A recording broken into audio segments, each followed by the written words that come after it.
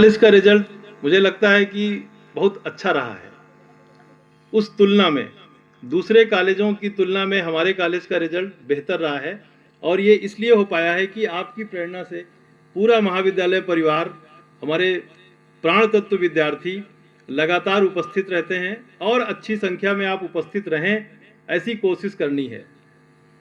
Agriculture में भी कक्षाएं खूब चलती हैं, खूब बच्चे रहते हैं। बाकी कक्षाओं में भी आपकी प्रवेश के बाद संख्या रहती है, बाद में कुछ कम होने लगती है।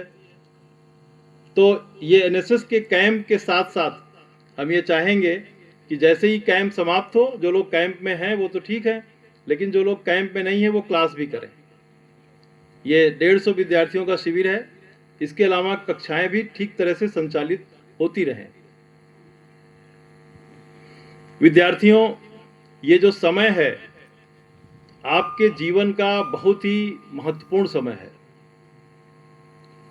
इस समय में आपको अपने आप को कितना अच्छा बना लेना है, वही पूरे जीवन आपको काम आएगा। ये जो विशेष शिविर का आयोजन किया जाता है, उसमें साथ साथ रहना हम सीखते हैं, साथ साथ काम करना सीखते हैं और खुद की जगह दूसरों को महत्व देने की बात अपने जीवन में उतारने की कोशिश करते हैं।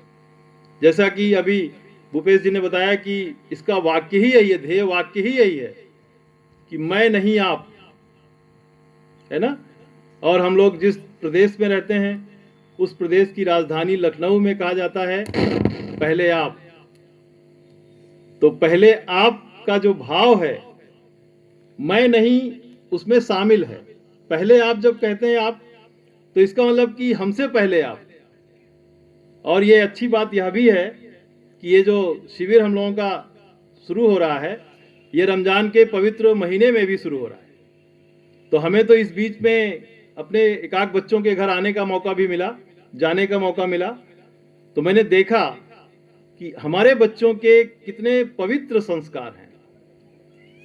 और जब हम अपने स्टूडेंट्स के यहाँ होते हैं तो उनके माता पिता से मिलके, उनके और परिवारीजनों से मिलके ऐसा महसूस होता है कि वह सब कुछ जो आदरणीय मुख्य अतिथि महोदय चाहते हैं, वो संस्कार हम इस महाविद्यालय के माध्यम से बच्चों को देते भी हैं और उसमें उनके परिवारों का सहयोग भी प्राप्त होता है। तो आप सबके लिए मेरी यही रिक्वेस्ट है कि आर्टिफिशियल इंटेलिजेंस के इस दौर में पूरा का पूरा लाभ आप आर्टिफिशियल इंटेलिजेंस का लीजिए, लेकिन भौतिक रूप से, जैसा सर कह रहे हैं, भौतिक रूप से आप सर्वश्रेष्ठ दिखाई भी पड़िए।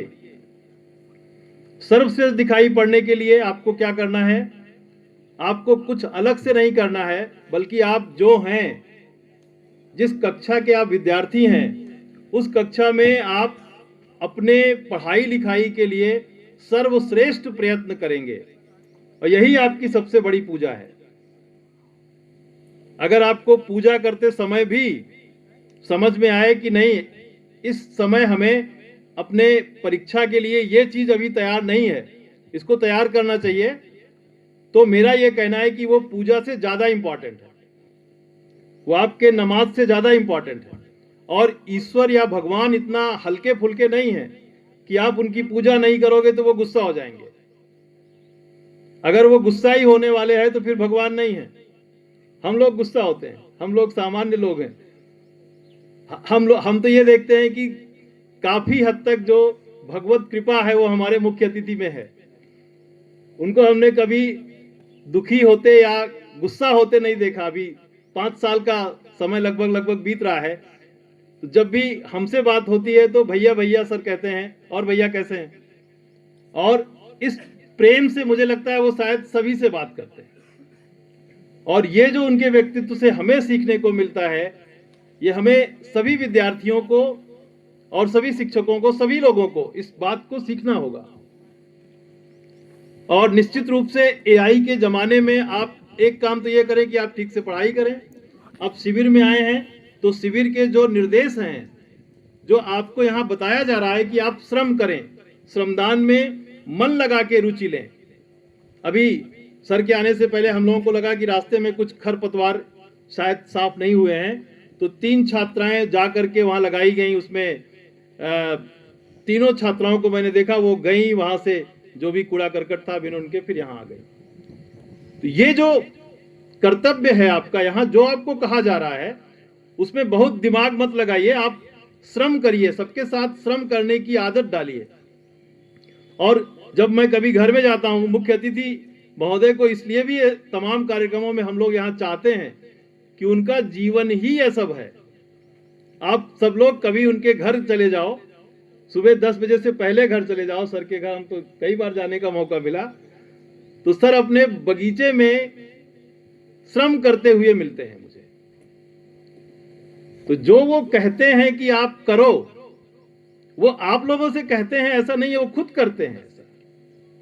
और हम सबको ऐसे चाहिए कि हम करने लगे तब कहें।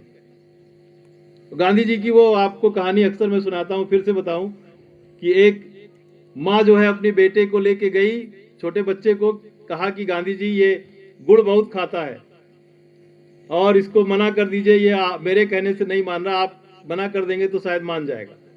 गांधी जी ने कहा कि अब आप 1 सप्ताह बाद आइए।